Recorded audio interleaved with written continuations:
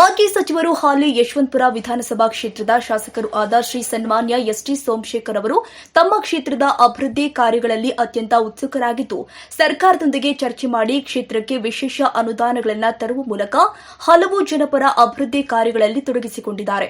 ಇದಕ್ಕೆ ಸಾಕ್ಷಿ ಎಂಬಂತೆ ಪ್ರಸ್ತುತ ಕೊಡಿಗೆಹಳ್ಳಿ ಗ್ರಾಮ ಪಂಚಾಯಿತಿ ವ್ಯಾಪ್ತಿಯ ಮೂಲಭೂತ ಸೌಕರ್ಯಗಳು ಆದ ರಸ್ತೆ ಚರಂಡಿ ಕಾಮಗಾರಿ, ಹೆಮ್ಮಿಗೆಪುರ ವಾರ್ಡ್, ಮೈಸೂರು ಮುಖ್ಯ ರಸ್ತೆಯಿಂದ ಪಟ್ಟಣಗೆರೆ ಗ್ರಾಮದವರೆಗೆ ವೈಟ್ ಟಾಫಿಂಗ್ ರಸ್ತೆ ಕಾಮಗಾರಿ, ದೊಡ್ಡ ಬಿದರಕಲ್ಲು ವಾರ್ಡ್ ವ್ಯಾಪ್ತಿಯ ಸುವರ್ಣನಗರ ಹಾಗೂ ಸುತ್ತಮುತ್ತಲಿನ ಪ್ರದೇಶಗಳ ಮನೆಗೆ ಕುಡಿಯುವ ನೀರು ಪೂರೈಕೆ ಹಾಗೂ ರಸ್ತೆ ಡಾಂಬರೀಕರಣ ಸೇರಿ ಹಲವು ಅಭಿವೃದ್ಧಿ ಕಾರ್ಯಗಳು ಪ್ರಗತಿಯಲ್ಲಿ ಇದ್ದು ಅದಕ್ಕೆ ಇಂಬು ಕೊಡುವಂತೆ ಮಾಗಡಿ ಮುಖ್ಯ ರಸ್ತೆಯ ಬ್ಯಾಡ್ರಹಳ್ಳಿ ಅರಳಿ ಮರದ ಸಮೀಪ ಪಾದಚಾರಿ ಮಾರ್ಗ ಕಾಮಗಾರಿಗೆ ಇಂದು ಭೂಮಿ ಪೂಜೆ ಮಾಡಿದ್ರು.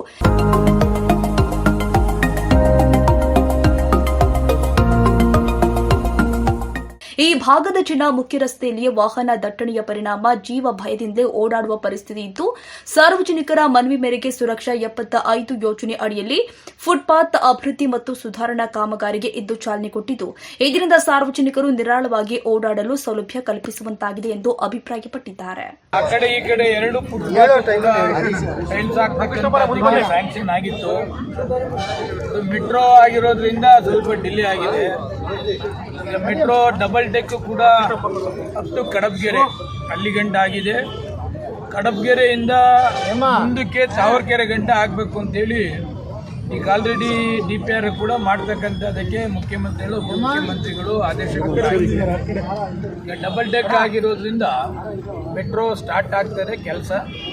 ಬಟ್ ಆ ಕಡೆ ಈ ಕಡೆ ಫುಟ್ಪಾತು ಕ್ಲೀನಾಗಿ ಮಾಡಬೇಕು ಅಂತಕ್ಕಂಥ ದೃಷ್ಟಿಯಿಂದ ಇವತ್ತು ಪೂಜೆ ಮಾಡಿದ್ದೇವೆ.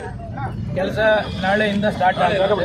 ಈ ಕಾರ್ಯಕ್ರಮದಲ್ಲಿ ಹೇರೋಹಳ್ಳಿ ಬ್ಲಾಕ್ ಕಾಂಗ್ರೆಸ್ ಅಧ್ಯಕ್ಷ ಶ್ರೀಧರ್, ಮಹಿಳಾ ಬ್ಲಾಕ್ ಕಾಂಗ್ರೆಸ್ ಅಧ್ಯಕ್ಷೆ ಸುಮಾ ಜನಾರ್ದನ್, ಆದಿತ್ಯ ರಮೇಶ್, ರಘುಜಿ, ಸವಿತಾ, ಹೇಮಾ, ಸೂರಿ ಹಾಗೂ ಪಕ್ಷದ ಮುಖಂಡರು, ಕಾರ್ಯಕರ್ತರು, ಸ್ಥಳೀಯರು ಉಪಸ್ಥಿತರಿದ್ದರು.